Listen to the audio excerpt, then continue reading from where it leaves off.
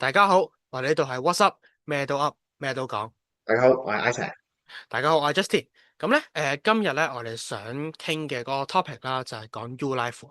咁因為我哋都即係大家都知道啦，咁我就喺香港讀緊書啦，咁 Isaac 就喺加拿大啦。咁我哋都希望藉住呢一個嘅組合，我哋能夠可能揾到兩邊讀書喺大學讀書有咩唔一樣咁樣，或者有啲咩有趣嘅事情可以分享咁樣咯。係啊，咁誒。即係啊，即盡量都係想同大家分享一下誒，即係我哋自己嘅 U Life 啦，又俾大家即係我哋都主要係想，如果你係一個嚟緊會進入大學或者離開大學好多時間，然後即係好多年啦，然後又想好奇下而家嘅大學生活係點嘅，咁又可以一齊聽下咯。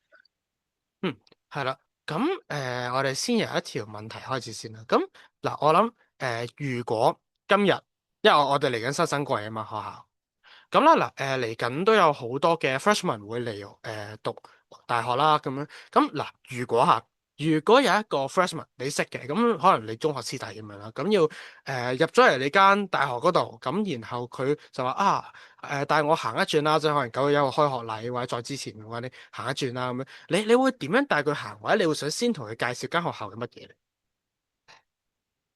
呢個非常之一個非常之有趣嘅問題。誒、如果講到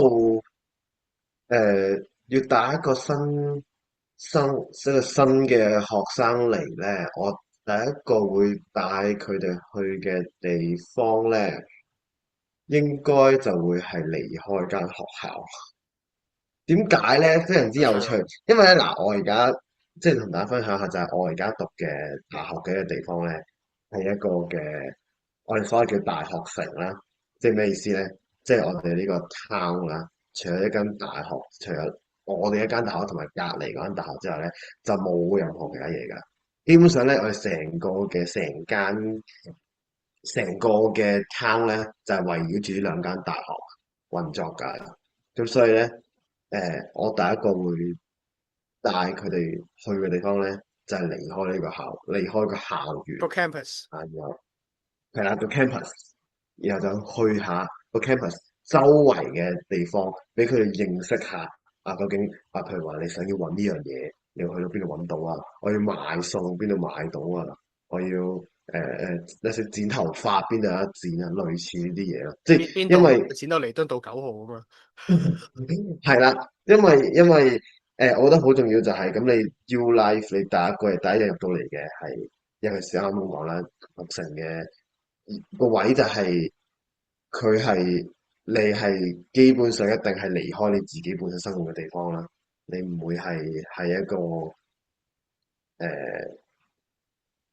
係啊，即係你一定係離開你自己生活嘅地方啦，咁所以一定係要重新自己一個生活啦。咁所以呢個我估係我第一樣我會做嘅嘢咯。咁我又唔好奇啦，因為即係咁即使咁你喺香港，其實即係嗰啲即係入到嚟嘅學生，多數我當佢哋係本地人啦。咁其實係對香港本身已經係非常熟悉啦。咁你又會帶佢哋去咩地方咧？即係如果嗱嗰陣時又真係有師弟嚟過去即係探訪我間大學咁，我而家就係喺呢個中文大學讀緊呢個 science 啦咁樣。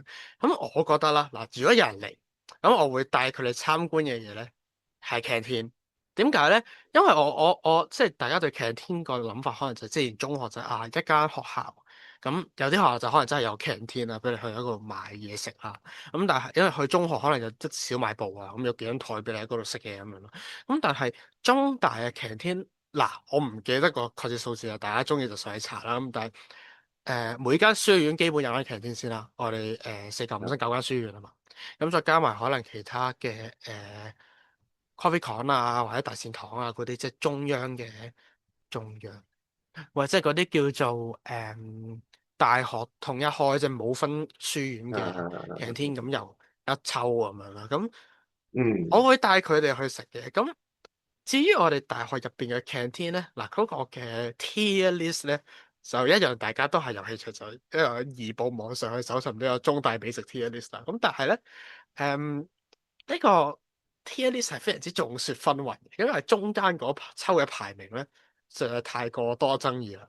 咁但係咧，我哋肯定嘅係咧，嗯最 top 嘅咧就都係嗰幾間嘅啫。咁然後最有進步空間同埋成長空間嘅咧，我哋亦都係非常之一致咁係某一間書院嘅 canteen 嚟嘅。咁嗰間 canteen 咧，你應該就入到去啦。咁然後你就你理論上第一個見到應該係佢嚟嘅，係啦。咁但係話說回來，佢嘅價錢係絕對公正公道，同埋對得住佢嘅食物質素。係啦，嗯要知道我哋平時講呢個價錢對得住食物質素呢句嘢嘅時候咧，通常係講可能100幾蚊嘅牛排，人哋覺得佢值100蚊嘅味道係咪？嗯，咁但係咧，係我喺呢度講嘅價錢價錢對得住佢食物質素咧，係。係講緊因為我哋嘅學生，我哋拎住張學生證，我哋係有18蚊嘅飯食嘅。咁呢個18蚊嘅即係飯嘅食物佢就值質素，18蚊，係啦，佢就值十。係啊，即係佢，嗱，我覺得佢值20蚊嘅。即係佢嘅味道就係一個值十八蚊嘅味道，佢就係一個值18蚊嘅味道，但佢免費熟凍飲係咪喎。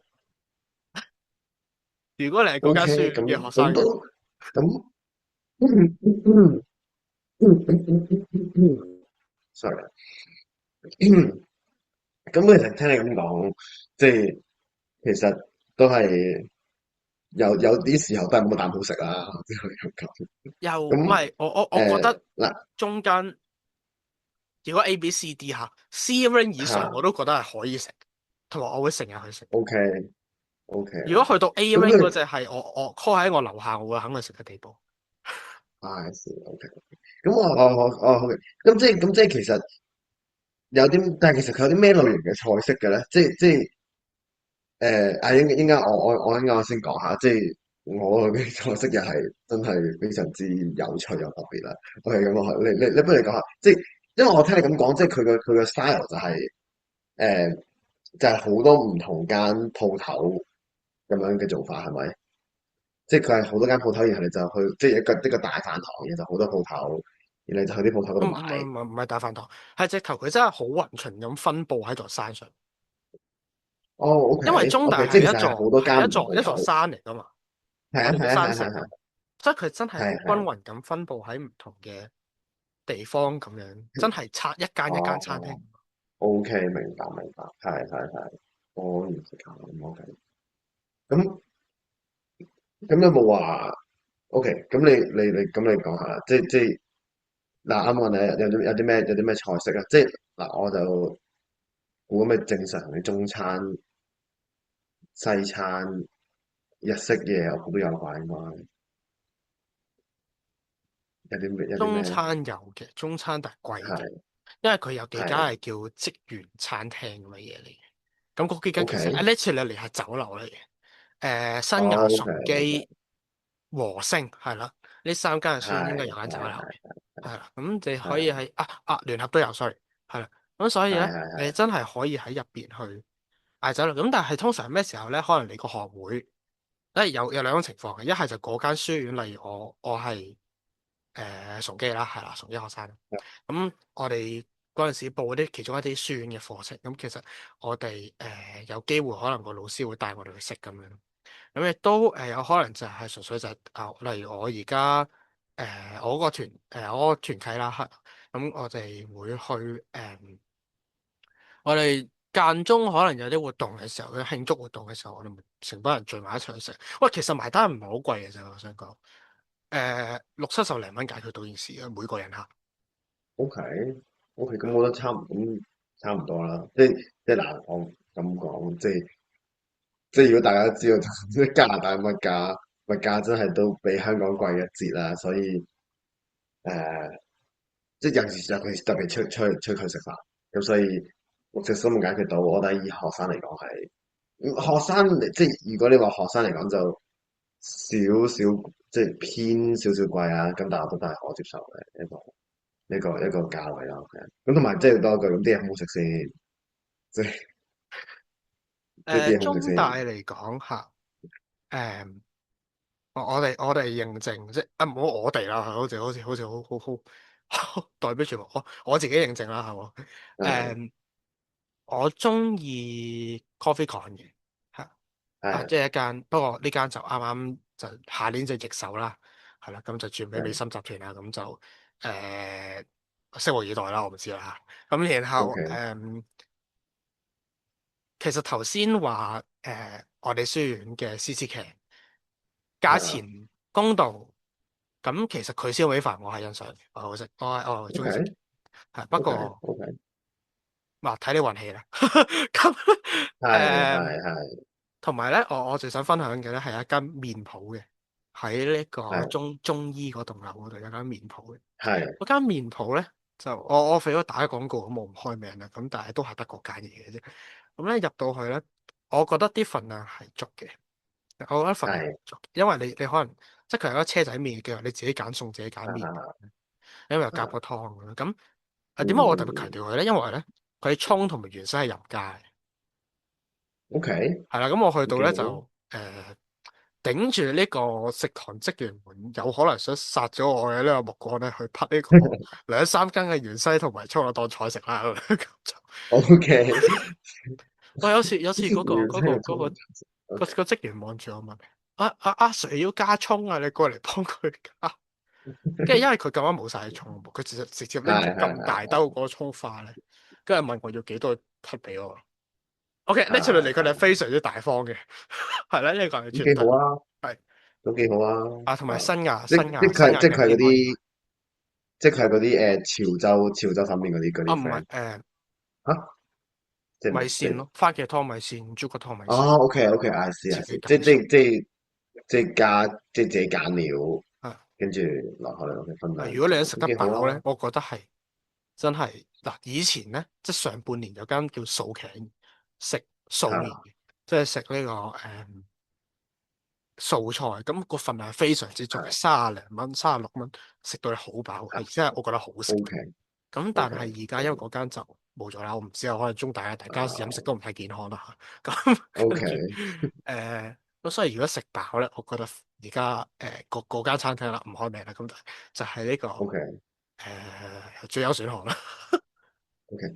我又突然間諗起咧，我曾幾何時聽過一個中大嘅學生，即係唔係你啦，聽過一中大學生講話咧，有間有間食日本嘢，好似係拉麵定乜嘢嘅鋪頭嘅喎，我唔知係咪有呢樣嘢，定係可能係我我都唔知，因記為中大啲錯嘅，鋪頭都變。我而家即係我以前唔覺，即係以前我都甚至唔係對中大認識唔多啦。咁但係啊誒，佢嘅鋪頭我感覺呢幾年係變得好快。，OK OK，即係就喺集團之間，即係雖然話即係例如CC 劇或者我講某個學書院 canteen 咁，其實佢後面有間集團噶嘛，OK，即係大家樂又好，大貨嘅美心又好啦，係啦。哈哈哈，咁其實佢後面嗰個集團會易手噶嘛，咁佢個集團一易手，你個味道就變晒噶啦，或者個菜式就變晒啦。佢盡量扮到冇易手咁樣嘅，老實講，我覺得佢會。係係係。咁但係咁其實係咪即係其實佢好多聽你咁講，即係其實好多餐廳都係集團嘅，其實其實即係佢都係集佢好多餐廳都係集團背後經營。團嚟嘅背後。就 OK，I 除 see，I 咗 see，幾間，即係除咗啊，例如山城咖啡廳啦，咁就係學生開嘅，咁但係好似係上年冇咗啦，咁呢個暑假冇咗，係應該準確嚟講。係咁係然後咧如果你講拉麵咧，係有幾間餐廳係有做拉麵，咁但係你話合川食拉麵咧，我就未見過。，OK，我估啦，如果佢講拉麵咧，可能係嗰陣時新亞或者某個，我直覺上覺得係新亞，即係可能佢 OK，做咗一啲嘅promotion 咁樣咯，我覺得。嗯因為 New Asia ，OK，OK，佢間中會轉下啲 promotion 啊。I see，I see，咁好啊，咁誒，咁其實講，我聽你咁講，咁其實選擇真係都幾多下喎，係嘛？即係都我感覺到幾多唔同，佢哋中間有競爭咯，呢個係好事嚟。係咯。係咯，有競爭 OK，咯。因為即係如果我諗就係、即係我喺即係我喺我大學嗰度啦，就係、咁我講啦，唔知之前有冇講過就係、咁我而家就係喺呢個Waterloo University of Waterloo 咁讀緊大學啦。咁所以我諗緊就係啦，咁我哋咧就選即係喺 campus 入邊先算啦，campus 入邊嘅選擇咧就係嗱，我哋學生會咧，我哋學生會都幾大下嘅，咁我哋學生會就有棟嘅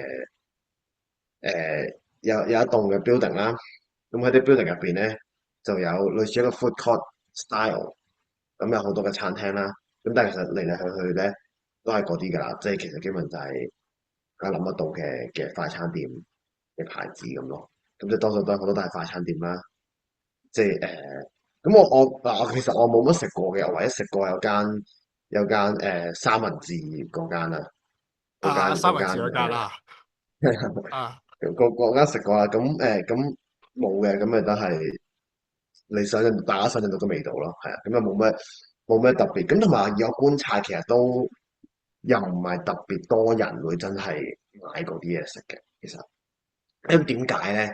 因為嗱，咁啱提過啦，就係你其實你去到一個新嘅地方咧，即係去到大學城，咁你其實好多人會搬出去住啦。第一，即係 Year Two 開始之後會搬出去住啦，搬出去住就梗係自己煮飯啦，跟住然後就係喺條街度食嘢真係貴啦。跟住第三就係、其實多數啲人會離開，即係我離開個 campus 去食嘢，因為始終即係我哋 campus 就唔大，應該肯定冇中大咁大，中大都幾大下嘅，以我所知 campus 都係咪咧？但係你又好難，因為嗱，我哋係霸一座山嘅，雖然話就話，咁咁但係咯，係唔係即係 I mean 你離你係霸一開你離嗱，座城，如果你離哦，開咗 campus，即係離開咗中大嘅校園，你附近有幾多嘢啊？嗱，啲同學咧，即係特別係可能升到 year，有啲人 year two 啦，有啲人可能 year three 啦，咁就可能食厭晒中係大，即係冇得食厭啦，食過晒中大啲嘢噶啦嘛。係啊係係。喺冇乜新意嘅情況之下，咁佢哋就會走去呢個沙田咯。哦啊，，OK 咁但 OK，係呢個係 require 你嘅經濟實力嘅，係啊，係啊，同埋你搭車都要少少時間係咪？係時間成本經濟實力咯。咁所以係咯，你呢個即係少少可能少少時間啦要。到你高方高方，到你高 year 少少，你咪可能有 part 係 time 係或者你有 係 intern 你係啊。咁係。我而家咁講啦嚇，食 canteen 食到尾㗎啦。咁但係who knows？OK OK，係，即係我冇咁講，即係就係所以啲人好多都會即係走出去出邊去即係離開個 campus，因為我個 campus 真係唔大啦，即係我諗就嗱，我咁講啦，我由 campus 嘅一邊行到去 campus 嘅另一邊，係嗱香港人步速啦嚇，同埋我係算係啊咁啊25分鐘啦，二十至25分鐘，咁啊行得係可以由一度由 campus 嘅就係最東去最西或者最南去最北嘅，OK，咁所以即係咁所以始終 campus 唔大啦，咁所以我哋右邊有嘅，即係所以就餐廳就肯定冇咁多間嘅啦，即係肯定冇你啱講話廿幾間咁多噶啦，咁就係咁啦，即係咁咧就，food 係 court 啊係啦，food court 啦，一個 food court 嘅啫，咁有個 food court 以外咧，都有喺唔同嘅 building 都散落有啲嘅 coffee shop 嘅。咁 coffee shop 就除咗係呢個加拿大知名嘅連鎖 coffee shop 之外咧，就係、誒、我就係、應該係學校佢自己搞嘅一間 coffee shop 咯。咁就係咁你問我究竟係即係佢嘅係邊個擁有，真係唔知啊。咁但係總之就係咁樣佢有間自己 coffee shop，咁啲咖啡咁啊都係正常咁咯。即係你可以去有你去買咖啡啊。即係如果你即係咁，但係你就唔會話好似你唔會話好似係買到個燒味飯啊，或者買到一碟飯唔會啊買到咁樣咯，而係可能買個三文治啊，買個包啊，或者買個冬粉嚟食咁樣咯。咁或者我就諗就係、其實譬如話可能係有啲我哋所謂叫 C&D 咯，即係 coffee and 凍粉嘅鋪頭，咁啊啊，多數係啲誒，其實應該係啲學生係咪？嗱，應該有冇學生 唔係學生 hold？會嚟嘅佢哋，哦，學生佢哋學生 run 嘅，啊啊，咁但係就應該我估係唔同嘅 faculty 或者 department 會有一個或者兩個咁樣咯，因為我大概見係咁咯。咁然後就會喺佢哋即係然後就喺佢哋嗰個 faculty 嘅 building 入邊，咁就有一間細細間嘅啫。咁但係你行得入去買得嘅，咁你就經過，譬如話學士都會嘅，咁就係經過咩上堂，即係跟住堂與堂之間冇時間食 lunch，經過就去買咁咯。係啦，咁我覺得其實但係其實最主要咧，即係如果你話唔係搬出去住嘅人咧，多數最主要咧，其實就係喺自己嗰哦，個宿舍嗰度食飯。係咯。你有冇 係啦，咁 supermarket 先就？campus 入邊係面你話 campus 梗係冇啦，冇啦，冇我哋有。好細嘅都係 campus。係，喂，我哋嗰個嗯係你有 discount 嘅，你學生你去買啊啊有間 fusion 咯。冇噶，我哋我靈魂係我靈魂拷因為冇啊，問一下先。我哋你兩間 coffee shop 啊。邊間好？唔係兩間，我有，哇！即係你意思係除咗大學自己嗰間之外，仲有兩間，即係連鎖嗰間好定係太開入係啊，連鎖有兩間咯，啊係啊，一間其實唔怕講，一間係 Starbucks，一間係 Tim Hortons 咁？Tim咯。Hortons 未聽過。Tim Hortons 就係加拿大嘅知名coffee shop 牌子，係啦，基本上係咁就係咁咯。咁所以其實咩最主要大部分人咧就會去翻自己住嘅地方食嘢咯。咁係你去翻自己住嘅地方食嘢咧，就真係有翻啲即係所謂正常少少嘅嘢食咯，即係就唔係麵包啊、三文治啊嗰啲，就係啲正常少少，就係譬如話係咁咧就真係好睇你住邊度啦。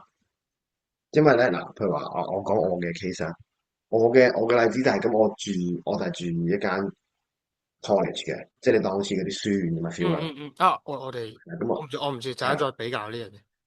係啊，咁因為我就淨係住嗰度嘅，咁佢嗰度咧，即係佢就你當係少少附屬學院咁嘅 feel 啦。咁我哋 Waterloo 應該以我所知有4間附屬學院啦。咁咁佢入邊咧係有 course 讀嘅，咁但係咧就唔係個個人都會，但係就唔一定要讀咧，你先住入邊嘅。總之你住入邊讀係分開兩嘢嚟嘅。咁總哦，之即係我就住喺，純粹就係佢有多餘嘅宿位俾你住。佢唔係多餘，佢嘅宿位就直情就係 offer 俾我哋嘅 student 嘅，即係就係俾 Waterloo 嘅 student 嘅，係啦。咁佢純粹只不過係佢除咗係有得住之外，佢都係一間嘅，冇所謂。即係應該話佢係一間 college，咁咧佢同時都有得住，佢都有一堆嘅宿你講位喺度俾人住咁咯。你講係啦係啦，咁如果係住呢啲咧，即係嗱，其實我唔係好肯定其他嗰啲係點樣，咁所以我住嗰間咧就係、誒，你就其實就佢就有個飯堂咯。咁佢飯堂啲嘢就係每日煮嘅，咁然後你就係按時間你就去食咁咯。你哋嗯嗯即係就去攞，即係咁就真係好似飯，即係所謂飯堂，即係一叫咩咧？一烹二烹好大烹嗰啲餸，咁你就自己去畢咁樣嗰啲 style 咯。咁你就畢一碟一碟，咁你就攞，跟住就攞去食咁咯。但佢點收咁費？嗰啲就係啦。嗱，因為收費真係睇唔同，你睇你住邊嘅。我住嗰度咧就係咧一次嘅俾晒錢嘅，即係一個 term 俾晒全部錢。嗯。咁然後咧，基本上咧你就係任食嘅，係啦。咁你俾晒錢之後咧，呢一個 term 俾晒錢啦。咁呢個啊錢包咩咧？就包食同包住，基本上就係包食啊包住。咁你就食咧，你就基本上任食嘅，即係你基本上冇人阻止你，唔會即係嗱咁樣講嗱，理論上咧，佢就你每一日咧，你係有六個所謂 swipe 嘅，即係咩意思咧？即係話你就要行入去佢哋嗰個廚房嗰度攞嘢食嘅，係啊。即係一個 area 你行嘅 area 攞嘢食啦。咁你行出去嘅時候咧，我哋要用我哋張學生證咧，要嘟一嘟咁樣嘅。咁佢理論上咧，一日就俾你有6次嘅嘟得。咁但係其實咧，我知有人係嘟超過6次佢都唔理嘅。咁但係當然嗱，即係呢個係好好食咩？我試過嘅，唔係誒，我覺得係 OK 嘅，我咁講啦。啊，我知有啲人係唔中意食嘅，但係我覺得係可接受嘅。即係都係嘅。咁當然咧，同埋佢都超過6次，佢唔一定每次都要拎一盤出嚟嘅，可能拎少少出係啊，嚟同埋佢唔轉一一定拎，次咁。可以拎唔同嘢咁嘛。即係話咧，即係啊佢係拎杯嘢飲，拎杯咖啡咁之類嘅 whatever，類似係咁啊。咁或者同埋或者可能佢嗰日啲嘢特別好食咁咯。let's say 咁咁樣佢都真係有幾多，佢都係每日個 menu 都唔同添嘅，直情係我住嗰度就咁佢就好似係我住嗰度就一個月轉一次 menu 咁咯，即係所謂一個月一次，一個月就 cycle 一次啦，即係佢個 cycle 一個月嘅一個月4個禮拜，即係每一日都唔同菜式，咁啊！所以其實即係你當30樣唔同嘅 combination 咁咯，咁但係佢下個月又變翻同一個，唔係即係佢下個月咪 run 翻同一個上個月嘅嘢咯，係咯。咁係啊咁你都係都係係啊係啊，冇變㗎，即係咁佢唔會有係冇變，咁所謂新但係你。菜式，但係你會有新意思類似係咁咯，係啊，即係你同埋你食慣，你就會知道哦邊幾樣好食，啊你係食嗰幾樣咯。咁你邊啊幾樣係唔好食嘅，你會食少啲咁咯，或啊！者你唔食嗰樣咯，係，咁你就會知道啦，係。咁係啊，咁其實都即係咁佢煮出嚟啲嘢就，我覺得咪就係正常常咯。咁唯一 on the downside 就係冇乜菜食咯，我覺得。即係即係哦哦，我唔知係加拿大問題啊，定係邊樣問題？總之就係冇乜菜食嘅咯。即係佢唯有通常有嘅咩菜咧，就係一係就係一啲嗰啲叫做咩咧？四季豆啊，即啊係長條哦哦形綠色哦哦，係跟住係係係，嗰啲啦，小鬼豆嗰啲啦。跟住佢係剪，跟住佢應該係切到可能一寸一寸長咁啦。啊！跟住就一大棒，跟住我估緊佢應該係水煮，但係水煮嘅應該。咁所以咧，你可想而知嘅味道就係咁咯，係啦。咁就會係嗰啲咯，或者可能係有啲應該我估佢係 frozen 嘅啦，就係蘿蔔，跟住蘿蔔醬啊、油同埋西蘭花啊，哦哦哦哦唔係哦蘿蔔西蘭花，咁啊都大大粒咁嘅 size 嘅，哦即係哦佢唔係三色豆，但係都係嗰啲 concept 噶啦，即係你可想而知就係、即係可以想象就係嗰啲叫做咩啊？你急凍嘅菜就係咁噶你啦，你知嘛？即係我突然之間我都開始，幾肯定佢係，我開我都幾肯定始感恩我佢係雪。自己有18蚊飯食咯。我都幾肯定佢係雪㗎咁樣，即係佢係啊佢係雪住一大包急凍，即係我唔知係咪急凍，總之係 frozen 嘅 vegetable，然後就一大烹就倒落去啲水度煮出嚟咁樣咯。係咁你可想而知味道就係麻麻地咁樣。係咁，但係即係 aside from that，咁其實佢啲菜式都 OK 嘅，係咁都啲味道都唔錯嘅。咁佢有時候湯有湯飲下，跟住佢早餐都幾好啊！早餐佢會煎蛋俾你，即係佢會即刻煎蛋俾你食添嘅，咁所以都幾 OK 嘅，我覺得。即係我經歷我住啦，咁所以即係除咗所以我覺得菜之外係 OK 嘅。係啦係啊，即係佢大部分都係可接受。即係嗱咁講，你啊，唔會 expect 佢好食，你唔會話 expect 到佢超級好食㗎。係咁但係即係我嘅諗法就係，你都俾咗錢啦，咪食咯。食咯食咯。我哋俾晒錢噶嘛，即係我哋唔係我哋唔會食使少啲錢噶嘛。咁既然係咁，咁既然都使咗咯，咁咪照食咯。咁如果係咁嘅話，咁都咪食咯。咁我話唯一即係除咗呢樣，即係除咗話啲菜嘅即係嗰個味道問題咁之外，即係唯一最大嘅 downside，我就會話係誒你要行翻去你住嘅嗰個地方嗰度食嘢咯。因哦為譬如話咧，say 我上堂，OK，咁啊話，let's say 我第一堂係8點半嘅，OK，因為8點半出咗去誒上堂，咁我可能上到11點幾、11點幾12點，OK，或者就算 let's say 你中間有休息都好，let's say 你中間有休息都好，咁都係 lunch 就係嗰個時間啊，因為仲有一樣就係佢係有時間嘅，即係佢係早餐一個 slot，中午一個 slot，夜晚一個 slot 咁樣，佢係即係你係冇得，你係冇即係你唔係任何時候都可以去食嘅，你係中間哦哦你係去食飯嗰2個鐘頭度啦，咁你先入去食嘅，咁樣啦。咁所以，let's say 如果你 lunch 個時間係撞係你可能你 lunch 你得半個鐘頭嘅，let's say 或者得半個鐘頭多啦，其實半個鐘頭多，可能有時係得嗰10分鐘嘅，其實唔係真係有 lunch 嘅，你係2堂中間咁樣嘅啫。咁你點樣食咧？咁你就冇得翻翻，你就冇得翻去你個宿舍度食飯咯，就會成係咁你就會冇得食咯，一係就嗱咁當然即係唔係建議大家唔食飯啦，OK？咁但係我本人就係會經常就係一係就唔食啦，一係就會就變成就走去嗰啲 coffee shop 嗰度買嘢食咯，啊係啊，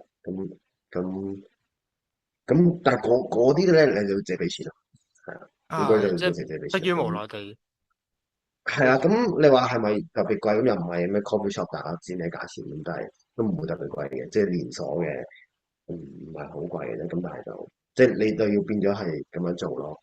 譬如話如果你係住其他嗰啲地方咧，就會係即係其他住Waterloo Main Campus 嗰啲嘅 housing 咧，咁就會變成係你要去翻你都同我覺得一樣啦，就係、會去翻你自己住嘅地方嗰度食飯。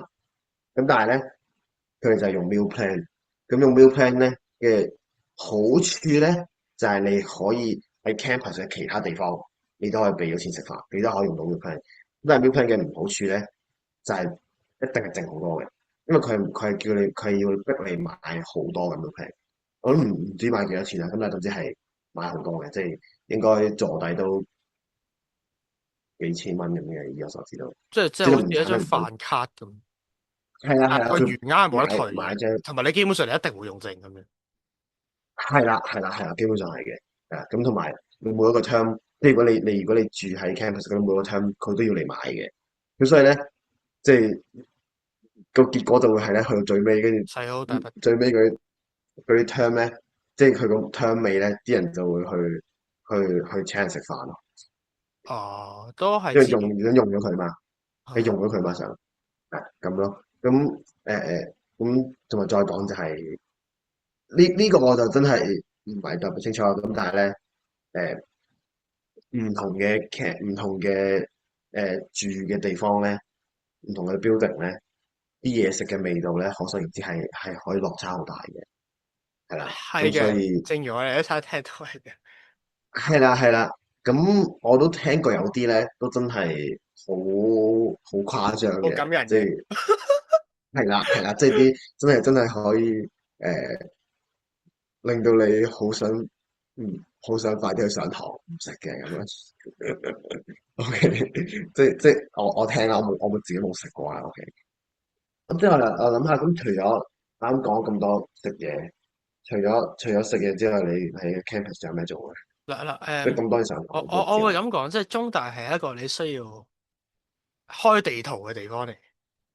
咩係？What do I mean by 開地圖咧？即係咧，如果你一個新生咧，你完全靠自己去探索呢間學校咧，唔理係環境啦、食啊物啦，即係頭先我噏得出啊咁多間餐廳啦，又或者你去係講一啲捷徑啦，即係我哋中大有啲特產叫快 lift，因為我喺座山嚟噶嘛。嗯咁所以咧，係如果你搭校巴咧，舒服但係慢嘅。如果你求快咧，係你一定係去某棟樓嗰度，即係佢嘅感覺就好似嗱，你要去嘅地方喺度啦，我喺度啦。係咁咧，嗯正常搭校巴就兜咗去啦，係咪？咁但係如果我想快咧，咁我就應該係呢度有一棟樓，唔知點解有棟樓喺度啦咁樣。咁你就喺呢度穿係入去搭 lift 上去，係啦。啊，I 咁 see I 咁 see，咁呢啲快 lift，咁我明自己覺明得好需要人教你嘅呢啲。咁所以我喺係中大咁嗰陣時，我最初即係帶得我最多就係嗰陣時喺學園傳道會學全息嘅嗰個係師兄啦，係啦。咁係嗰陣時就我哋有周圍傳福音嗰啲活動啊嘛，咁咪順便開圖咯。嗯係係好似嗰啲開係放式 RPG 開圖。我話俾你聽，啱啱到嘅時候係好 hyper 嘅，即係我好 hyper 係啊，最少就係即係咦，我新係餐廳喎，試下先。即係你真係係。有一種探索緊。某個 嗯，another world 嘅感覺係嘅。係係係，係所以誒，我覺得係真係一個要開拓嘅地方，而你係深刻最好其實有人幫你開拓係，啊。唔係我 Waterloo 其實都差唔多，其實即係就唔係因為有山啦，但係因為呢個我哋Waterloo 係處於一個即係會落雪嘅地方啦，我哋喺加拿大會落雪啦，都落得幾勁下嘅可以。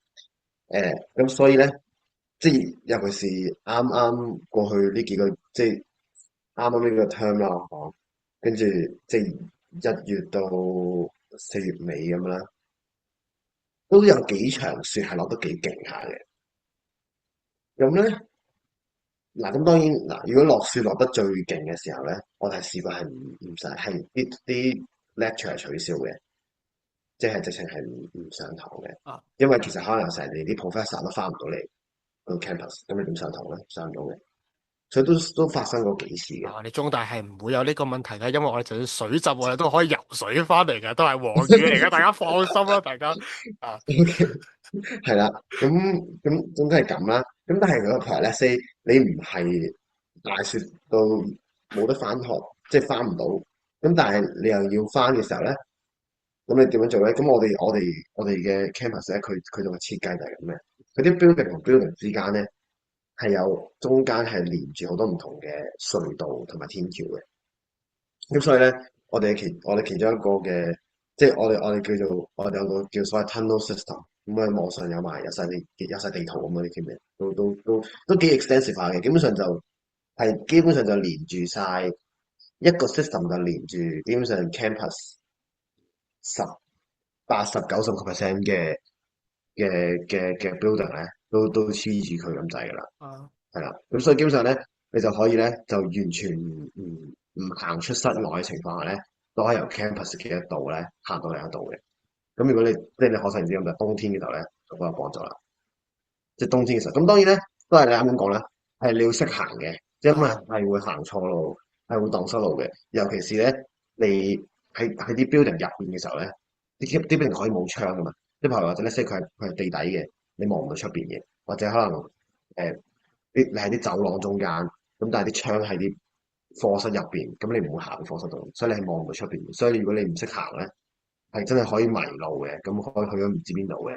咁我本人都有試過，我即係有其中一條路咧，即係有其中一棟 building 去另一個 building 咧，我都要即係基本上嗰度就係由東去到西人，冇記錯啦，類似係咁啦，即係都真係由 campus 一邊行到另一段嘅。咁咧，我嗰條路咧，我都係摸咗應該10零20次咧，我先摸到熟晒嘅，係啦。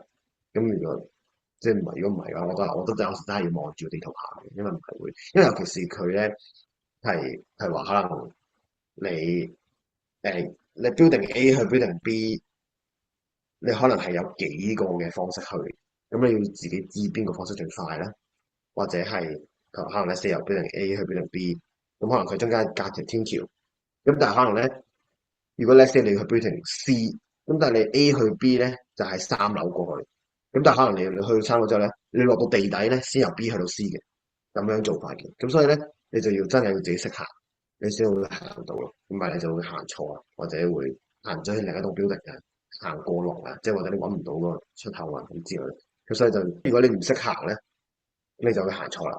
OK，咁當然佢嗰條天橋或者地底咧，佢有個牌寫住，哦，你呢邊就係去咩咩方向，OK，佢會寫住嘅。咁但係你都要揾到個出入口，你先識去咯，唔係就機會就會你去唔到你要去嘅地方咁樣咯。咁但係其實你行習慣咗咧，都幾方便嘅，即係方便嘅位係在於你唔使淋雪，唔使踩雪咯，因為雪都幾麻煩行咁樣咯。或者你一講 咁 tunnel system，我個腦中係啲好高科技嘅畫面，但係我覺得應該唔係咁樣嘅。唔係唔高科技嘅，總之就係大家好，就係天橋同埋隧道咯，啊係啊，係啊，咁其實主要其實係啲 building 同 building 之間佢有條好短嘅隧道，連住，咁所以你要其實最主要嗰啲 system，即係主要你行嘅時候咧，都喺啲 building 之間行嘅，咁只不過你 building 同 building 之間佢有條好短嘅隧道就可以連過去，咁你就可以由一個地方，最係舒服。你可以由 campus 嘅一個 building 去到一個 building 咁樣進行。係你講起咁蕩失路咧，我會嚇諗起，因為咧中大好中意咁樣嘅，譬如嗰度叫蒙民位啦，咁可能就 MM 咁樣咯。我唔知，我到而家嗯我仲未搞清楚佢。李兆基 LSK 係咁樣啦，咁但係有啲好似嘅，係即係譬如 LSK 同 LSB，我唔記得有冇 LSB 咧，但係係我好似有 LSB。咁咧，你即係有時我哋啲老師上堂啦，或者你自己嗰啲學會啊組活動咧。咁咧你就會啊睇住LSK OK 咁，但係然後你去到一冇人嘅，跟住你再望一跟住去住手機錯地方，啊，係啊冇錯望咗即係手機，去錯地方，原來佢寫 LSB。係但係你哋係係會唔會即係你哋啲樓會唔會因為通常啲大學樓係嘟樓咁樣嘅，你哋可能就邊個 building 咁樣嘅，你會唔會有啲係係簡稱，然後會唔會好咪有㗎，咪有簡稱啊，但係我自己經歷咧就冇乜蕩失路嘅，即係冇乜蕩失路意思係我冇乜去錯地方，即係咁佢因為佢都幾明顯，即係佢啲樓，即係我哋通常就多數係三英文字母咯，嗯即係咁個三英文字母係咩咧？就通哦常就係嗰棟樓捐錢起嗰棟樓，或者捐咗好多錢俾間學校，然後學校用棟樓命名佢，即係用佢去命名棟樓咁樣咯，咁就會有個名咁咯。咁基本係咯。咁通常咧嗱，我咁講，通常咧有名嗰啲咧，多數都係呢個 engineering 嘅樓嚟嘅。咁因為好明顯地就係呢個，多數佢應該都係啲校友嚟嘅。咁就會唔會撞係因為撞下名？咩啊？係撞下名睇下有冇同一個人。應該唔會有啦，因為嗱，因為咧，我即聽講咧有一個即係可能我哋有一棟樓有機會係有嘅。我諗下先，姓李嗰啲應該唔會捐到嗰邊噶啦。有一個叫有電器大王，唔係，佢係全世如果有嘅話，我應該會知嘅，蒙民位因為我會有冇留意到啊嘛。即係我諗起有啲咩，有冇啲好中國人嘅名？應該冇，佢應該全部都唔係咩中，冇啊。總之就係嗰啲校友咁，佢哋可能唔知發咗達定咩咁，跟住之後就捐咗大嚿錢翻嚟學校，咁跟住咁學校就棟大樓命名佢咁啦。咁啊所以好多都係 engineering 嘅 building。咁點解咧？好簡單，就係因為 ，engineering 研 engine 發達。人揾到錢啦，佢揾到錢啦，係咪？咁或者咁仲有啲大樓就可能係誒，譬如話大家都有聽過呢個 BlackBerry 嘅創辦人，就係其實當年佢係 Waterloo，即係 Waterloo 讀書，而 BlackBerry 咧就係喺 Waterloo 度開始嘅。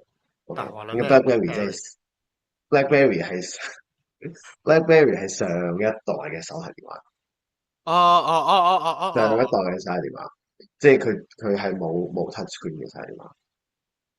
係咁，當然佢仲有出其他嘅接快晒咁，我點講？咁但係總之，即係 BlackBerry 嗰個嘅創辦人咧，就係喺 Waterloo 度讀書嘅，咁所以佢都捐咗好大筆錢俾呢個俾 Waterloo 嘅，咁所以有棟樓都係用佢嚟命名啦，即係命名自佢咁啦，咁跟住誒咁類似係咁啊，咁但係就你話蕩失路咧就冇乜嘅，因為即係你啲樓啲名都幾明顯嘅，係啊，咁同埋或者再講就係你會唯一會嘅就係可能你會雖然我自己冇試過，但係可能會就係你會揾唔到嗰棟樓，你會揾唔到嗰樣嘢，嗰間房喺邊度咯。啊即係佢啲 啊啊 building 啊！啲設計係好有時有啲有趣嘅，即係譬如話咧，say 我幫你翻譯一下，有誒時有啲反字。又唔係咁，即係譬如話咧，say 咁樣啦，嗱，我哋 science 嗰啲 building 咧通常冇名啊，嘅，點解？因為 science 係冇乜錢啦，OK，即係做 science 嘅。咁所以話咧，say 我哋有棟嘅叫做 biology one 咁啦，我通常叫做 B one。咁 B one 隔離就係 B two，B one 同 B two 咧基本上係連體嘅，佢哋兩棟嘢係連體嘅，即係基本上咧，你當 B one 喺度啦， B2 就去隔離起多嚿出嚟咁嘅啫，但係佢成個係黐住嘅。咁所以你喺 B1 入邊行咧，你係會行唔覺意行咗去 B2 嘅，你係會唔知自己喺 B1 定 B2 嘅。啊，係啦，咁如果 let's say 有人話B1 嘅邊間房咧，你就唔知喺邊度咯。let's say 係啦，你就會唔知喺邊個位咯。即係好似你上或者同埋入咗西鐵之後，你唔知自己上咗邊度門。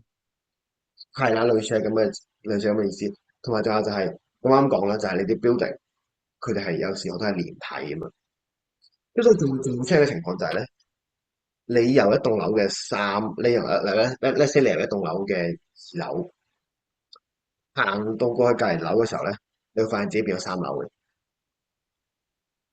咁樣做法嘅，係啦，或者咧，你會由地面行去一棟樓，點知發現其實原來你已經去咗2樓噶啦，咁樣嘅，然後1樓其實係要再落嘅，咁樣呢啲嘅情況咯，咁你就會即係，所以你就要熟知你究竟去緊邊一度，咁但係其實冇嘅，你過幾次你就記得㗎啦，其實我理解係你我幾次意思先，即係例如呢度係A 樓嘅5樓咁樣咯，跟住咧同一個高度下，咁呢度係就係 B 樓，但係佢叫3樓。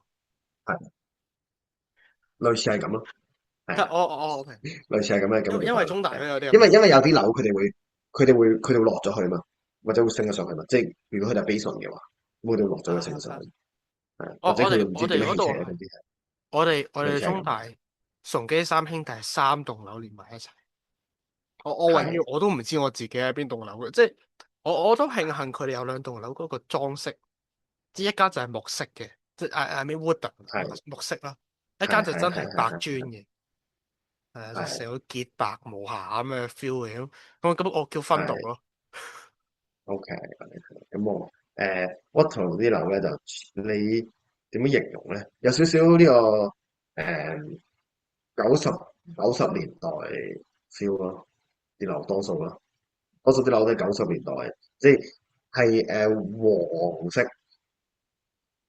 就唔知你明唔明我講咩？即係佢啲入邊嗰啲牆咧係白白黃黃嗰啲 style，而喺上面有個好殘舊嘅假天花咁樣嘅 style，跟住燈係可能可能係應該有換過嘅，但係佢啲 style 仲係可能30年前嗰啲 style 啊，咁嗰啲 feel 咯，係你單獨 即係好多 cut 嗰啲呢段出嚟，樓都係咁。我唔講你講得大可以啊，你講最近嗰套 Batman 係啊，即係差唔多嗰啲 style 咯，係啦，係啊，啊係啊，講得非常之好，我係差唔多嘅 style。咁嗱，唔係棟棟樓都係咁嘅，佢有一兩棟咧新起嗰啲咧，就會 modern 少少嘅設計，係啦，佢 modern 少少。咁，但係都係行一種所謂叫做brutalism 咯，即係你係點因為因為嗌佢？因為呢個係嗰個咩咧？新樓，嗰個新樓你係會點稱呼佢？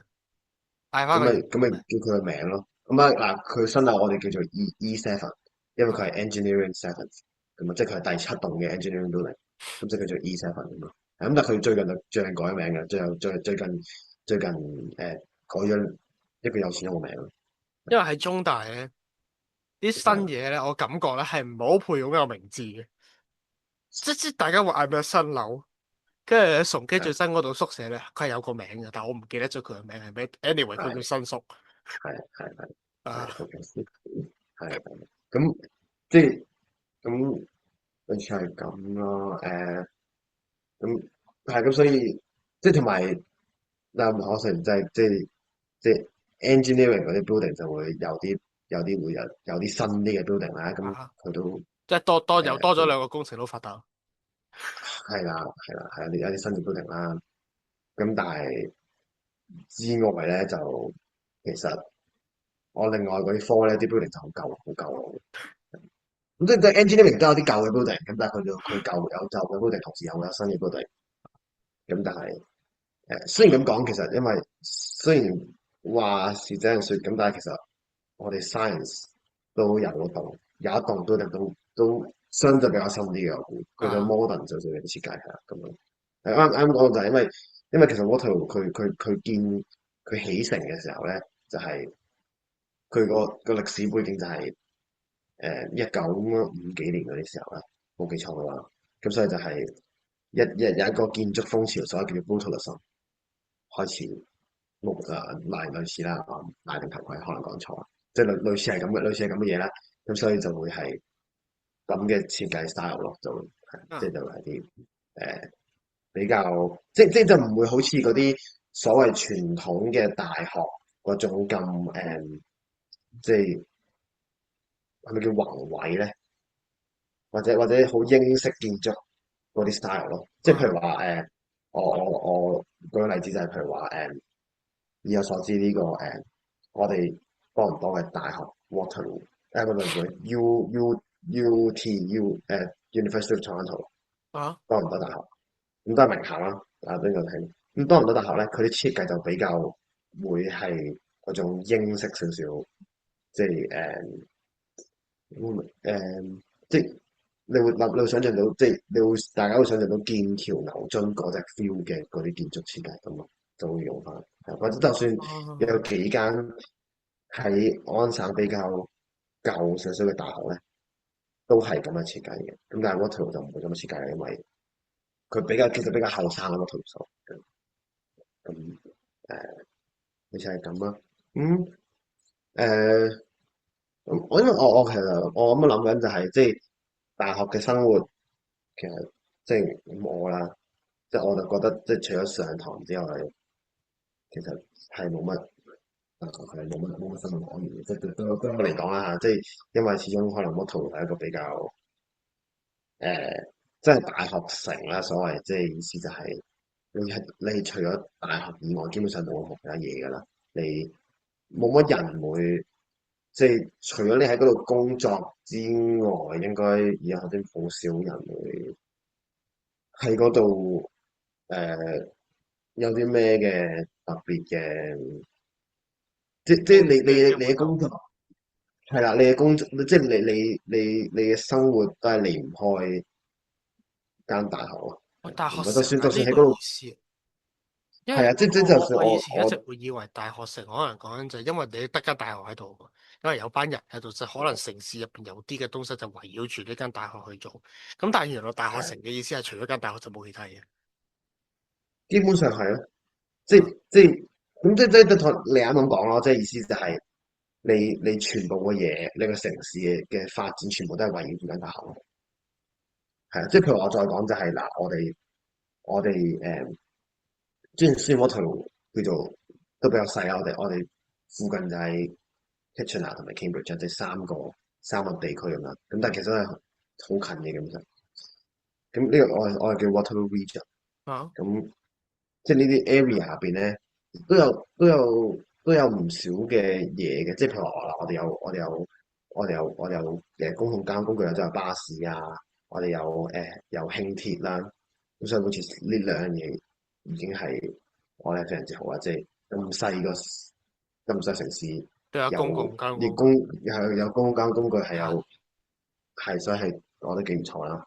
咁然後誒，同埋我哋附近會有啲科技公司咯，即係啊有啲科技公司嘅 office 咯。譬如話我哋會有 Google 嘅 office 喺 Waterloo 咁咯，即係喺我哋附近咁。即係點解咧？咁因為其實個原因就係因為都係個原因就係因為佢近大學咯。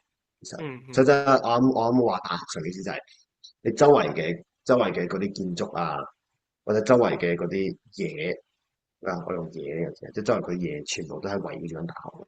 即係譬如話，無論係住嘅地方，即係佢有好多嘅 condo 同埋 housing 係俾學生。你因為佢存在就係因為放學生啦。咁然後佢會有超級市場啊，會有個餐廳，全部都係圍繞住，因為有學生呢樣嘢啦。咁然後仲有啲科技公司啦，有啲叫做嗰啲新嘅企業啦，即係叫做新興企科創公科司啦，創係啦，所謂科係創公司啦，出現就係因為好多人就係可能喺 Waterloo 度出嚟，或者佢哋需要啲喺 Waterloo 入邊嘅人咁樣啦。咁或者同埋仲會就係有啲 research 嘅 facility 同埋一啲 research 嘅 building 會喺度咯。即係譬如我哋有呢個Institute of Quantum Computing，或者我哋會有 Premier Institute。咁呢啲係誒呢啲我會熟少少，就係物理學相關嘅一啲嘅 building。咁佢哋喺度嘅原因都好大程度上就係其實就係因為因為有間大學有個對咁樣，大學喺度，係咯。係啊，嗰所大學。咁所以類似係咁咯。咁而我覺得呢樣嘢就其實就應該同香港會比較同啦，我估係咪咧？比較咩啊？比較唔同啦，因為香港即係我覺得，因為始終香港個城市喺度，然後啲大學先出現，咁所以其實應該唔會咁圍繞住嗰個大學咯啲嗱，嘢。我嘅感覺就係政府好想咁做。點解咁講咧？因為中大去係科學園咧，你踩單車都係講5分鐘係嘅事。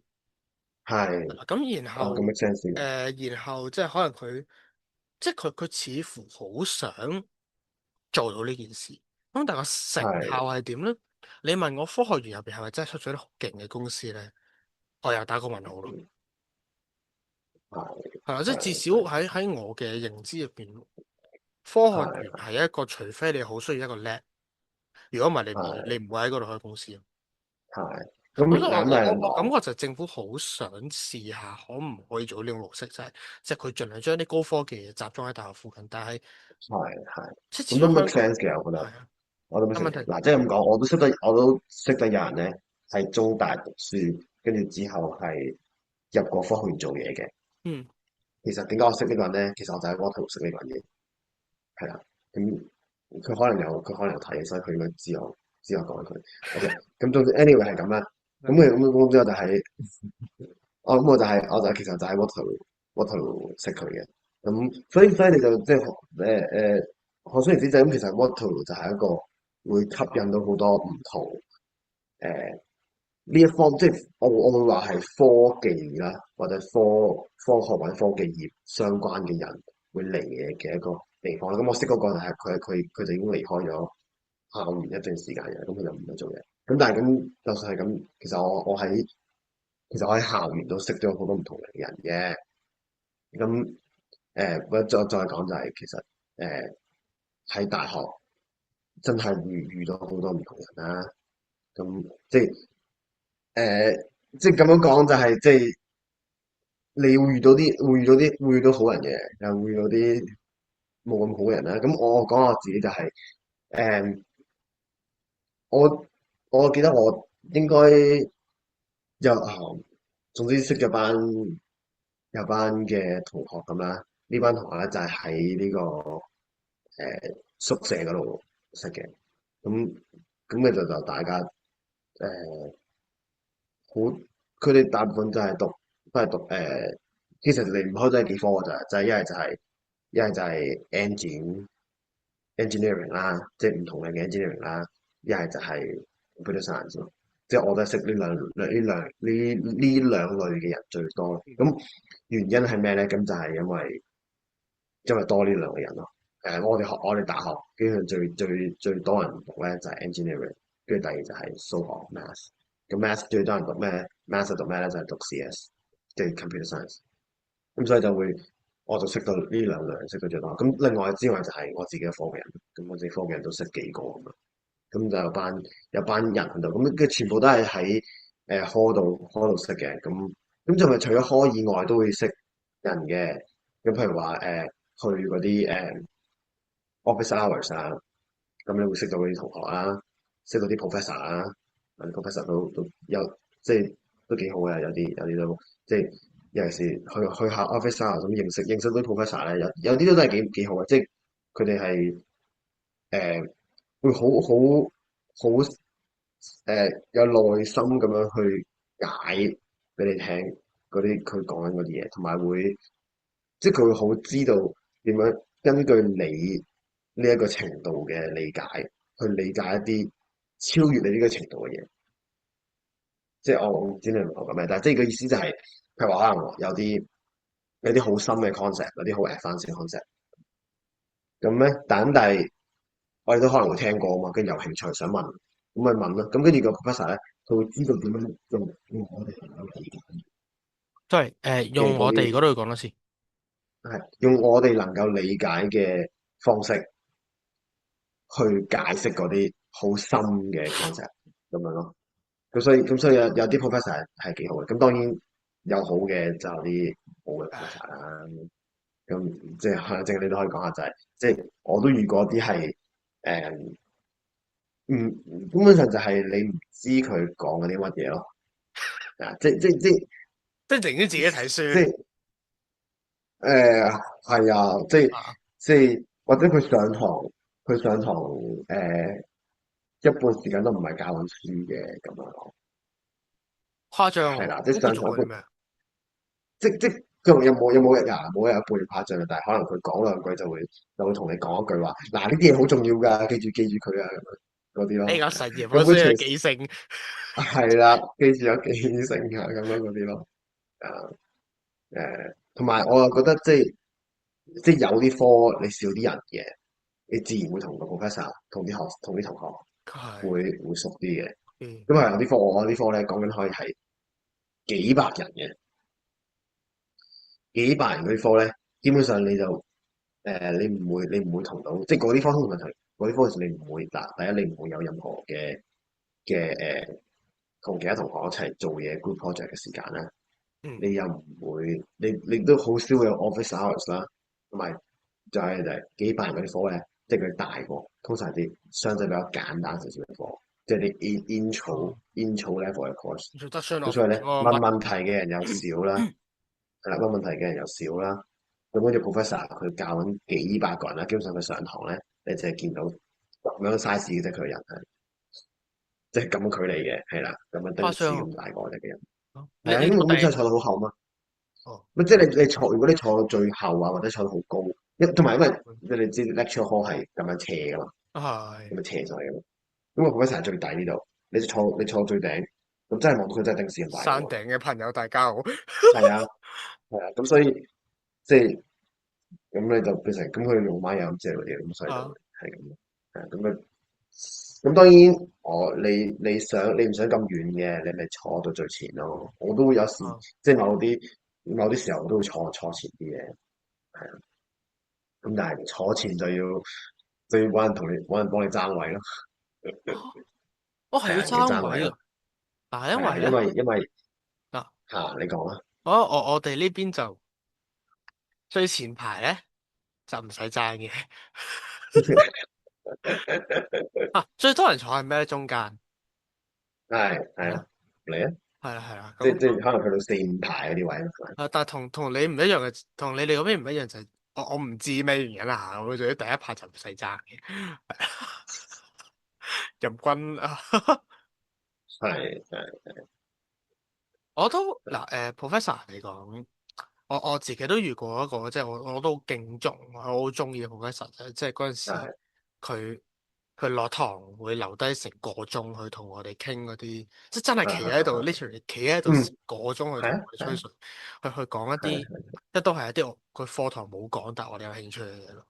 咁係雖然佢把口就話咩啦，把口就話啊，其實我寧願你哋而家講完之後就唔費事再問啦咁，但係其實之後我 office hour 即係有一次 office hour 我揾過佢都係應嘅，係咁亦都遇過即係好似咁講啫，寧願睇書嘅 professor 啦，係啦，我亦都遇過一個數學 professor 咁啊，唔係佢 doctor 係啦，咁但係我對佢印象深刻嘅係咩咧？就係佢好靚仔，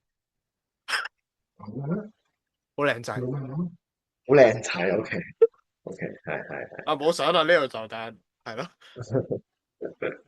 係啊，誒，自己報我啲 professor 多數都係有咁上下年紀嘅，啊，多數都咁上下年紀，咁都正常嘅，我覺得。咁你即係你做得，即係你去到嗰個 level，你都正常係咁上下年紀係正常。不過即係數學尤其是嗰啲特別後生嘅，我哋呢我又邊啊，我唔知喎，嗱我咁樣講啊，即係我觀察啦，就係咧，你誒越 high year 咧，你啲 professor 咧越後生。點解咧？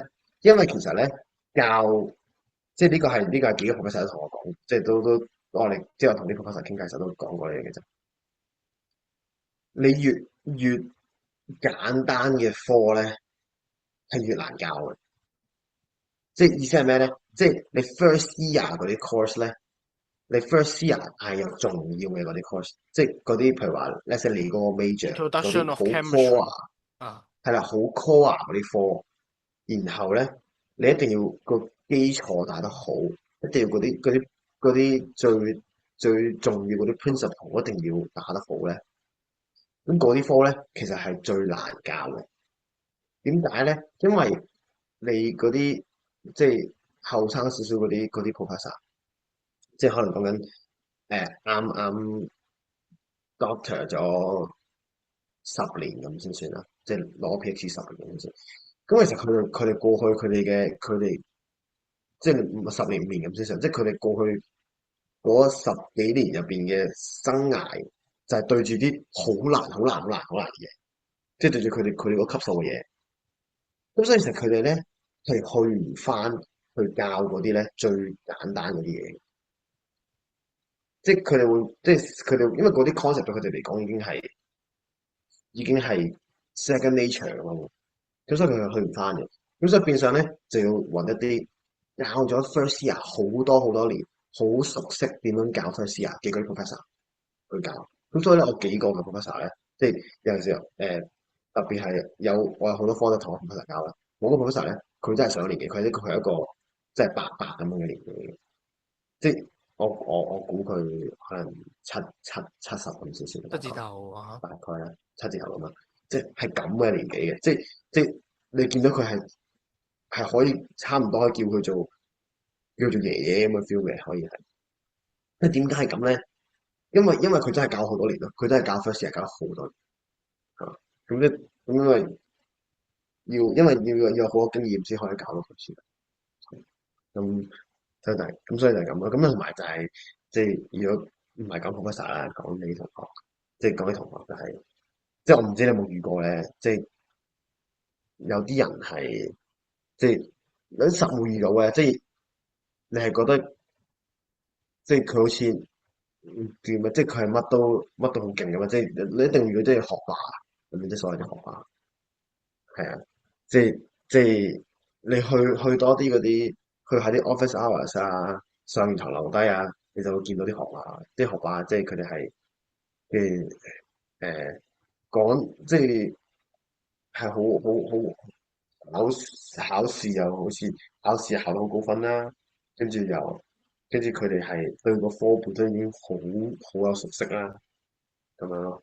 咁即係即係我唔知你有冇遇到啲咁嘅人咧？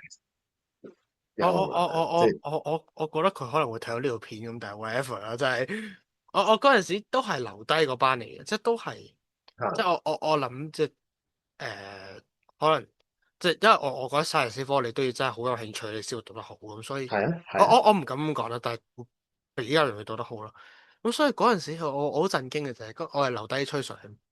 咁咧，我哋都係問緊課堂上面嘅少少延伸啊，即係你到課堂上面就係拉出去少少咁樣咯。咁但係啊，係咧，嗰個人佢即係我哋問完嘢啦，咁嗰個人行過嚟啦。嗯咁然後咧，佢嗯佢彈出嚟第一句就但係咧，我嗰陣時睇嘅呢篇論文咧，佢入邊有啲 concept 我唔係好明喎，跟住我哋全部人唯一圍住係啊喺度望住佢，係啊話 係 Why are you 係 talking 係 about 咁？佢係堅嘅，係，佢係堅有嘅。嗯呢位嘅仁兄係啦，咁。係啊，即係你係啊你會遇到啲，你係會遇到啲，係啊係啊係啊。唔係我都遇過有幾個係即係咁，我梗係識佢哋啦，即係因為 office hours 成日見到嘛，咁有時會啊傾一兩句咁樣，即係都唔係傾啲咩嘅，總之其實所謂傾啦，其實都係講關於我哋嘅課嘢啦，即係即係我哋課即係讀書嘅嘢啦，咁就會你就即係你都有啲人咧，真係唔好啲嘅，即係佢哋嗰個。佢哋對於個科嘅 sense，即係我唔知可能係科學，即係讀 science 相關嘅人，真係咁啦。佢哋係對嗰科嘅嗰啲 sense 啦，係好係有 sense 噶，即係佢哋係你係聽你係知道你同佢哋講嘢，你係知道佢哋 they know what they are talking about 咯，係啊嗯係啊，they know what they are talking about。同埋我覺得好重要係即係你要遇到啲你要遇到啲有興趣嘅人咯。因為你實即係再講就係你實會遇到啲人咧係咁嘅，即係我都識得唔少就係咧上堂咧又唔專心，跟住咧係啦，即上堂又唔專心，跟住咧落堂又呢個點樣就係用呢個 ChatGPT 做功課，即係用 AI 做功課。啊我嘅男啱嘅唔好做，啊咁但係就係咁做嘅，係啦。落堂用 AI 做功課，考試咧我唔知佢點考嘅，OK，可能係唔知佢點考，OK，咁總之係咁。啊！咁咧，然後咧，我已經知你想講咩，繼續啦。跟住咧又跟住咧又成日呻話，唉呢科好難啊，呢樣嘢好難啊，唔知我成日噏乜啊。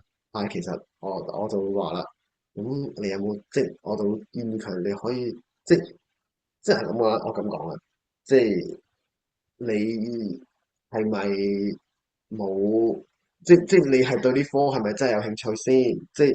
即你嘅興趣喺邊度嚟啊？即意思係你哋想講呢樣嘢啊？即係啊，咩啊？我原來你想講呢樣。即即係啊！即意思就我係以為你想講係呢班人咁樣，然之後讀書好勁添。咩啊？我以為你講一次，你想講係，啊 shit，我破壞咗你嘅節奏。唔緊要，你講咯，你講咯，你 cut 咗咪 OK 啊？你講，我原本以為你係想講呢班友係咁樣又讀書好勁，唔係有啲咁嘅。唔係唔係，我唔識啲咁嘅人，可能啊有啲咁嘅人嘅，我唔知，我唔識佢哋嘅前提。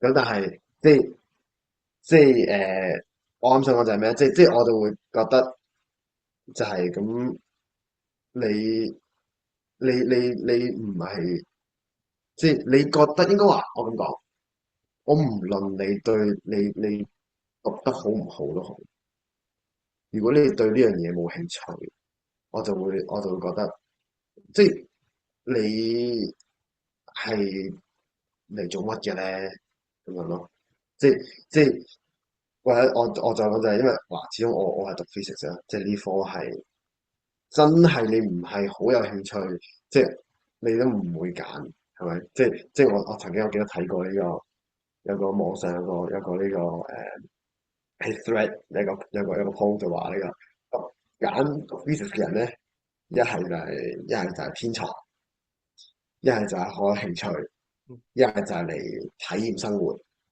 一係咧就係揀錯科，一係就揀錯科。咁即係四個可能性，一係你係天才啊，OK。咁如果你係天才咧，咁咁我恭喜你，咁你讀咩都讀得掂㗎啦。咁我雖然咧我都會問你點解想揀科，嗯，咁第二係啊，因為你就算你好有興趣，係天才，你都可以揀你最叻或者你最中意係啦。嗰樣嘢，你嘅即係就分算你樣樣都咁樣，你都可以揀樣你中意嘅嘛，係咪？係啦係。咁點解你揀呢樣咧？OK，咁唔緊要。咁總之 OK，咁總之就係你好有興趣。咁你覺得好有興趣咧？嗱，我就自認係啲好有興趣嘅人嚟嘅。咁即係點解？即係好有興趣嘅就係我覺得最好就係有興趣。點解咧？就係因為咁你揀個科，你要就係對佢有興趣，你先讀到落去。唔係嘅話咧，你真係即係對我嚟講，真係嗰幾年真係都會幾痛苦下嘅。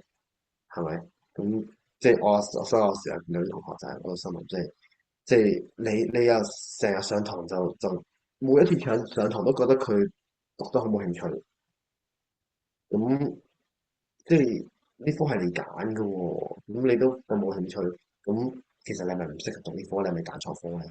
咁咯，咁再講啦，就係第三種就係你啲體驗生活嘅人咯。咁我唔知啊，我唔認識啲嚟體驗生活嘅人，因為再講啦，就係、如果你嚟體驗生活咧，你唔會揀我讀過，你唔會揀我課嘅，係啊，純即係你受罪。嚟體驗，係啦，即係你嚟體驗生活咧，你係唔會揀我課嘅，我課唔係俾你體驗生活嘅，係啦，咁所以你要體驗生活，你去揀其他科啦，係啦，啊，免責聲明先，我哋唔咁知咩科可以體驗生活㗎，我哋係。係啦，即係我唔知有咩科體驗生活，咁但係即係咁再講就係，我就會見到好多可能就係佢哋揀錯工嘅，嗯咁所以我即係最近咧，最近都有個人同我講就話，即係同我講就話揀得我呢科咧，有甚至係如果好似我咁想讀上去嘅人咧，係一定要勸退嘅。點解佢話一定要勸退咧？佢就話佢哋作，因為佢即係同我講呢個咧，真係一個postdoc 嚟嘅，即係佢係已經係 碩士 PhD 完咗，跟住啊，做緊哦唔係 postdoc 哦，即係 PhD postdoc 哦 doctor，哦即係已經哦讀完 PhD 然後做緊 research 咁樣嘅。咁佢同我講話，你讀得呢科，即係你讀得呢科任甚至係想讀上去咧，一定要勸退你。點解一定要勸退我咧？就係因為要勸退唔到嘅人先適合讀上去。係啦，即意思。咁所以即好哦，精明似我都覺得喎好同意。呢個方法，係啊，即係因為你要有咁嘅，毅力，咁嘅恒心，你要真係咁堅定，你要即係讀。熱愛呢樣嘢。係啦，你先讀到上去。咁如果其實我覺得呢一樣嘢咧，就唔係科科都係嘅，即係呢個係就好 specific 係我科室。咁譬如話你講engineering 嗰啲人，咁基本上佢哋讀完4年5年出到嚟咧，啊咁基本上就已經揾工㗎啦。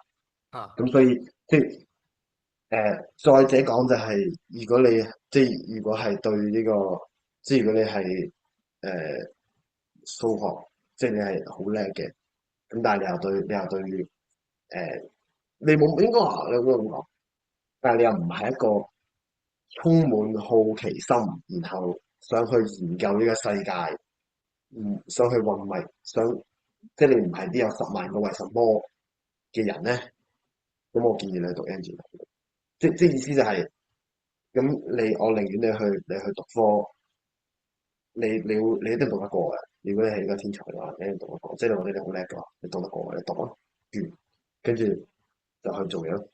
即係就唔需要喺呢個學術界嗰度喺度折磨自己所謂，係咪？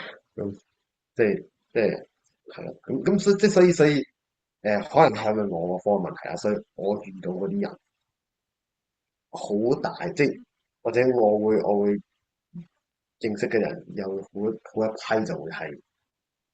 喺我個科入邊嘅人就係嗰啲人咯，就會係嗰啲真係好，大家都係好肯定，基本上好肯定係真係要繼續讀上去嘅，research 做 research 繼續讀上去嗰啲人咯。咁啊，就咁啊，再講就係、如果即係唔係我個科啦，就會遇到翻啱我講嘅人，即係可能佢哋係讀 CS 啊，咁讀 CS 佢都係好有興趣嘅，咁但係就會佢哋方向就會同我會好唔同，即係可能佢哋方向會係入去啲自己開公司啊，或者入去啲大公司度做啊，咁樣係啊。咁啊，當然咧，仲會有一堆我會認識有啲人就係佢哋係 pre-med 啦，即係 pre-med medicine，即係佢哋係想入去讀醫嘅，咩 school 係？即係做醫生，即係讀係 med school 做醫生嘅。咁 med school 係 post，因為你都講咗俾觀眾聽先，因為喺香港以外咧，其實醫生咧係一個好多時係一個 postgrad 嚟嘅，有 undergrad 應該有吧，有 undergrad 唔肯定，真係唔唔知肯定係啦。呢個唔但係敢講，喺唔敢講。喺外國咧，其實好多嘅醫生其實係佢哋要大學4年畢咗業先可以再去讀醫嘅，係啦，OK，呢個類似係咁咯。因為其實對觀眾嚟我咁講，講比較陌生少少我係唔清楚究竟佢哋啊。呢個醫係點樣行嘅。總之我會識得有啲嘢，佢哋咁去讀係讀 pre-med 嘅。咁佢哋 pre-med 就通常可能讀咩？就會讀可能 cam 啊、嗯，biochem 啊生書啲嗰啲啦，嗰啲類似嗰啲科。咁然後佢哋就會入 med school。咁佢哋其實聽佢哋講，佢哋其實喺我哋讀2年咁樣，佢哋3年咁佢就，sorry，我哋讀嗰度即係要。係咁，即係我聽佢哋講就話，其實佢哋讀2年、3年，咁之後佢就會入 med school 咁樣咯。係，嗯，香港香港都之前突然之間有啲即係岔開少少講嘅，香港之前都突然之間科大就話好似想收畢業生去讀呢、個讀科大嘅醫科，咁但係個要求都好高嘅，我就唔諗住去噶啦。咁咧，但係科大咧，即係作為香港應該最大壓力嘅大學咧，咁我就諗啦。嗱，讀醫係好大壓力㗎，咁科大都好大壓力，咁到底呢兩個嘢結合完之後發生咩神奇嘅化學反應咧？我就真係唔係好清楚。講翻我自己嗰方面見到嘅人啦，即係我見過即係同我一樣好中意呢科好有好奇心嘅同學仔，嗯，係啦嘅係朋友仔咁，然後我亦都見過呢一科係作為一個階梯啦，或者搭腳石啦，可能嗯佢真係想轉係去其他科，我都見過嘅，係啦。咁然後又或者係真係入到嚟，然後真係唔中意啲課，我都見過嘅，嗯佢哋係辛苦嘅。係即係如果大係家，我唔知啦，即係可能香港大家會再強求，即係我就算，因為 science 收分係低，係啦，相對於中大其他科嚟講，咁所以可能真係有同學仔會想藉住 science 呢科，即係覺得啊，可能收分冇咁高嘅入嚟，咁然後可能想即點都攞個學位先咁樣，咁睇下你入到嚟追唔追成績咯。如果你入嚟想追一個可能 second up，如果你我假設你完全冇興趣，你入到嚟想追個 second up 會辛苦嘅，係啦，咁就嗯講下咯。即係我都係舉例，即係睇下我見過幾種人，大概就係咁樣，係啦。咁我諗都嚟到呢個今集嘅尾聲啦。咁我哋會唔會一人講一句説話俾即係而家準備升大專嘅學生？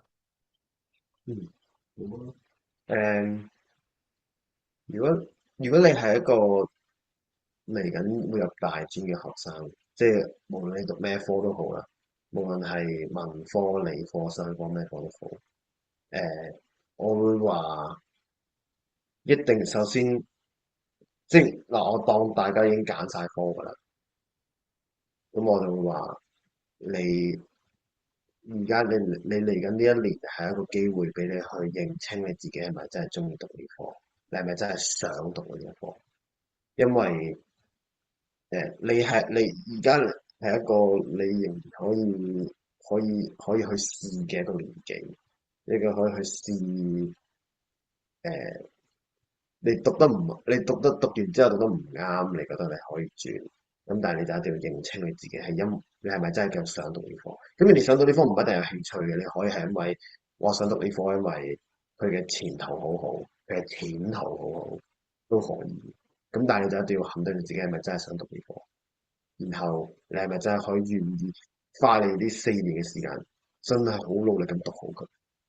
啊咁然後第二就係啱我哋都唔係講咗好多，講咗少少就係誒喺大學咧係生活唔係淨係得讀書，誒、去做下運動，去識下人，識下朋友，識下啲 professor，誒、建立一個屬於自己嘅生活，誒、呢個係要嘅，因為你即係大學唔係淨係一個讀書嘅地方，大學都係一個俾你去建立你友誼嘅地方，俾你去建立你生活嘅地方，俾你建立自己興趣嘅地方。誒、就係咁。嗯，到我咁咧，問我嘅話係啦，就係嚟緊呢一年，咁你哋將會升上大專啦。咁喺大專入邊，咁大專特別係，即係都原來我咁講啦，特別係，我就再嚟講先。好，咁到我啦。咁咧喺大專，其實佢係一個會提供你，即係至少我而家讀緊呢度啦。咁係三億。咁大好，咁到我啦。咁大專呢一個地方，佢係會提供你好多資源去俾你學或者接觸好多唔同嘢嘅地方嚇。咁如果咁都鼓勵，即係去善用呢4年嘅時間，同埋善用呢啲嘅資源去學多啲唔同嘅嘢，係啦，即係可能有啲大學佢哋會開一啲嘅技能培訓班，又或者係有一啲嘅誒興趣嘅社團，咁組織可能你會想試嘅，我鼓勵你去試，係啦，因為我哋香港學生中學、小學已經俾人困喺讀書呢個 case 上面太耐太耐。而上到嚟呢度，讀書已經唔再係你嘅唯一目標，係啦，你眼前有啲資源嘅，你見到嘅，你中意嘅，你就去試。特別係即係如果你係基督徒嘅話，佢都好鼓勵你嘗試，可能有一啲嘅當然你即係睇過睇下 O 唔 OK 先啦，咁然後你睇過 OK 嘅呢個可能基督教團契或者一啲嘅學生組織，咁我而家喺海洋傳道會啦，咁都好鼓勵你去喺嗰度去參與啦、探索同埋喺大學入邊侍奉，相信我哋會成長好多嘅，係啦。好，咁我哋呢度係 WhatsApp，咩都講，咩都傾，拜拜，拜拜。再會。